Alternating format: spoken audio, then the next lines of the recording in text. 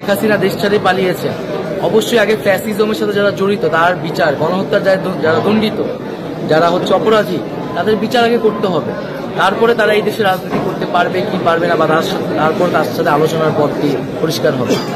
শেখ হাসিনার দেশে ফেরা ও আওয়ামী লীগের নির্বাচনে অংশগ্রহণ করা নিয়ে মুখ খুলেছেন বৈষম্য বিরোধী ছাত্র আন্দোলনের অন্যতম সমন্বয়ক নাহিদ ইসলাম। শেখ হাসিনা কি আর দেশে ফিরতে পারবেন, কিংবা আওয়ামী লীগ কি আবারও নির্বাচনে অংশগ্রহণ করতে পারবেন কিনা?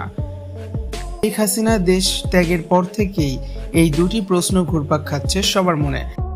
এবার শেখ হাসিনার পতন ঘটানো বৈষম্য বিরোধী ছাত্র আন্দোলনের অন্যতম সমন্বয়ক নাহিদ হাসান বলেন, শেখ হাসিনা দেশ ছেড়ে পালিয়েছে।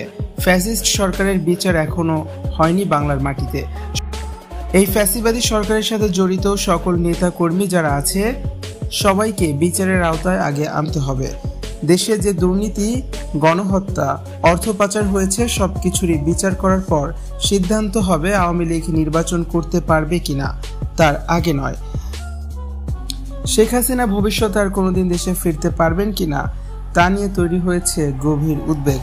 ছাত্র জনতার রোষানলে পড়ে পদত্যাগ করে দেশ ছাড়তে বাধ্য হয়েছিলেন বাংলাদেশের প্রধানমন্ত্রী শেখ হাসিনা। তবে শেষ মুহূর্তেও তিনি দেশ ছাড়তে চাননি। বোন শেখ রেহানাকে বলেছিলেন চলে যেতে। সামনে কি হবে তার জন্য প্রস্তুত ছিলেন শেখ হাসিনা। তবে ছেলে সজীব ওয়াজেদ জয়ের কথাতেই দেশ ছাড়েন শেখ হাসিনা। তিনি চেয়েছিলেন পদত্যাগ করার পর টুঙ্গিপাড়ায় চলে যেতে। এছাড়া সেনাপ্রধানের কাছে 2 দিনের সময়ও চেয়েছিলেন তিনি। সেনাপ্রধান তাকে বলেন, বিক্ষুব্ধ জনতা কিছুক্ষণের মধ্যেই গণভবনে হামলা শুরু করবে, তাকে বাঁচানো সম্ভব হবে না। বর্তমানে দিল্লিতে আশ্রয় নেওয়া শেখ হাসিনা তার গন্তব্য ঠিক করতে পারেন। খুব শীঘ্রই কোনো এক দেশে পাড়ি জমাতে চান শেখ হাসিনা।